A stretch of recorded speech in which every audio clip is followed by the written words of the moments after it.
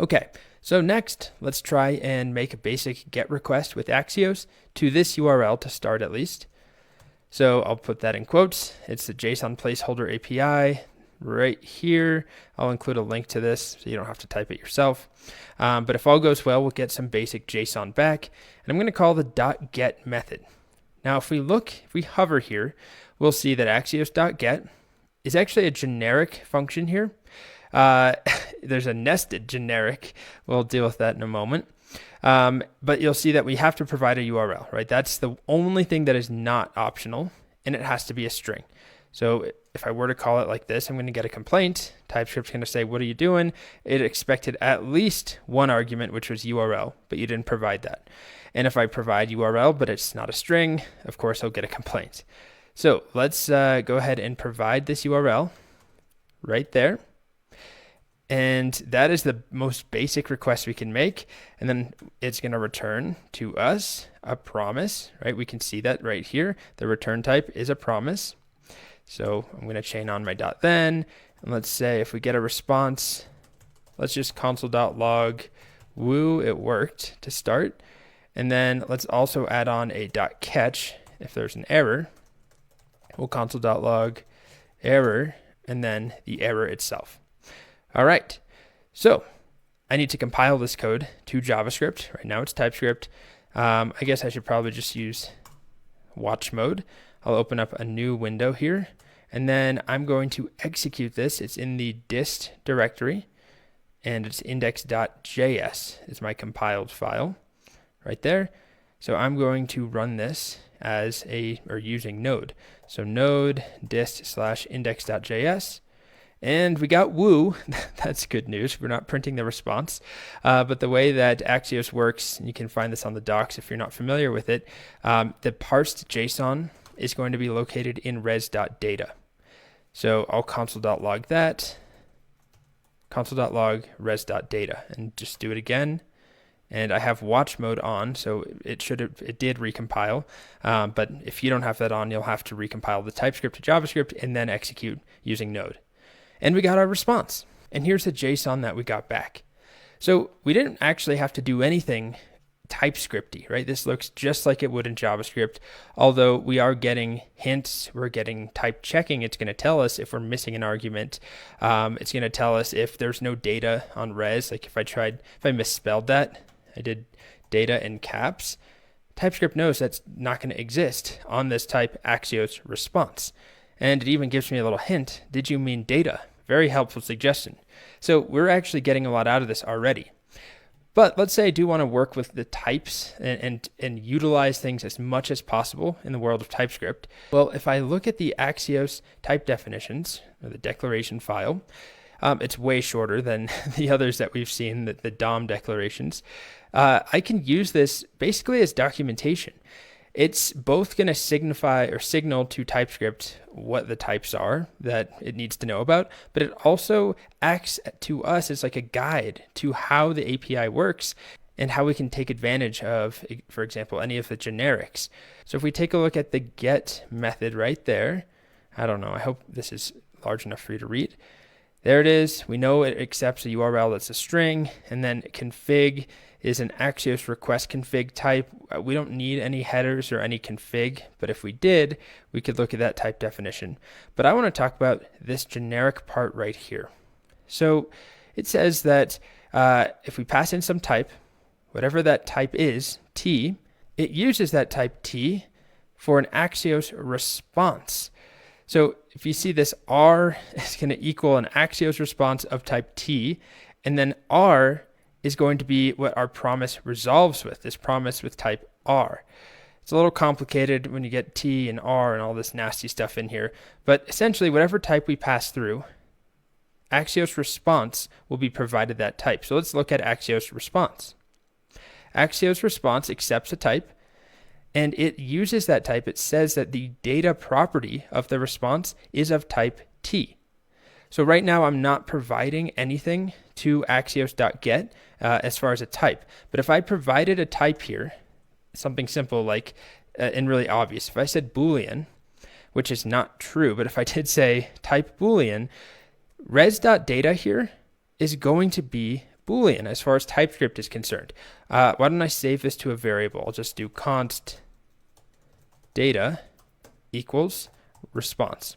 And if we look at data right here, TypeScript now thinks that it is of type Boolean because that's how this Axios.get method works. It's a generic, you provide that type in, and it's kind of spread out in a couple of places, but that type is provided to Axios response and used to set the type of that data. So we could then actually create a custom type, which is what we would want to do. What is this data coming back? We could create a type here and then provide that to Axios. So this would be a little bit long to create a type, but I can do that. I'm just going to paste this in here just so we have a reference. And then I'm going to go ahead and declare an interface. This is a single user. It has an ID, that's a number. It has a name, that's a string. It's got a username, that's a string. We've got an email, that's a string. And then we've got an address here, which is an object. Street is a string. Suite is a string. You may want to fast forward through this or just copy from my source code. What else do we have? City is a string. Zip code is also a string, just looking at how this comes back here. And then we have geo, which will have lat, which is a string. Long is a string. And then what do we have after that? We've got phone. All right. So after that, phone is a string. Website is a string. Company is an object. Company has name, that's a string. Catchphrase is a string. And BS, what is that, slogan? No, that's catchphrase. I don't know what the BS means, but it's also a string. Okay, so now we have this user type, this interface that we've declared, and I could provide that to Axios, to our .get, and say, I want my response data to be of type user. And now this data will be of type user. And if I was using this user type all over the place, now I have basic checks in here. Like if I try and access company dot, and I think it's slogan, well, that doesn't exist. It's actually company dot catchphrase. And TypeScript tells me that.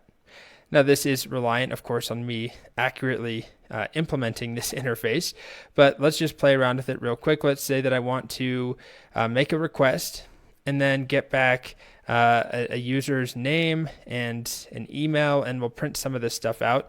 Maybe I'll write a function called, function print user, which accepts a user of type user. Just like this. And then here we can do a console.log user.name, and then is there some other piece of information we want? Maybe email, and that's probably fine. Name, email, maybe we'll print their phone as well.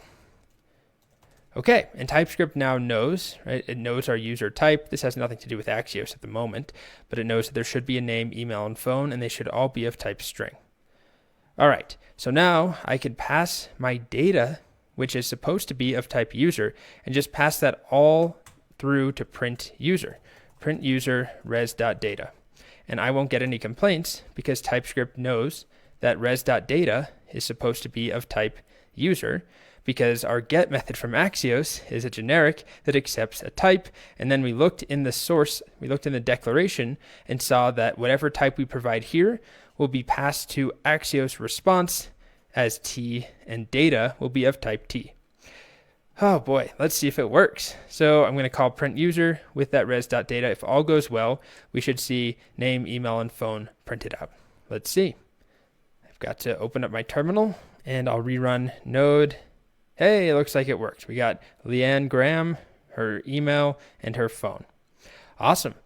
So I could then use this same type. Let's say that I made a request to a different endpoint, which is /users without an ID, and that will give me a list of users. So it's the same format. Why don't I just copy this here? I'll comment that out, but I'm going to make a request to /users. But now the request that we're actually making is not to a single users endpoint, but to multiple. So our type that we get back should actually be an array of user objects. And TypeScript now catches that we have a small problem. This is going to give me an array of users, but I'm passing that entire array straight to print user, which is not set up to accept that. It's supposed to accept a single user. So I would do something like, I don't know, use for each, right? res.data.forEach print user. And there we go. We should hopefully see a whole bunch of users printed out. Let's try it. Node dist/index.js, and it works. It's all merged together. We don't have any separation here, but we were able to tell Axios what we expected the type to come back as. In this case, it should be an array of user types. And in this case, it was just a single user. So now we're really taking advantage of the typing within Axios. We don't have to do this, right? But then TypeScript won't know what the type is that we get back. So this allows us to tell TypeScript this is what to anticipate, and then it can enforce rules like in our print user function. It knows that res.data is an array of users, and so each element passed through to print user is a valid user. And that's it. So that is an example of using Axios. This video served two purposes, really. One is the last two videos served two purposes. One was to show that Axios comes with its own type declaration file, which is great. We can look at that file and learn more about how it works and, take advantage of anything that we find in here. And then two, we just wanted to get a little more practice writing TypeScript. So still very simple code, but we're taking advantage of things like generics and interfaces and smushing it all together to get some placeholder JSON, which is maybe not the pinnacle of programming, but we got to start somewhere.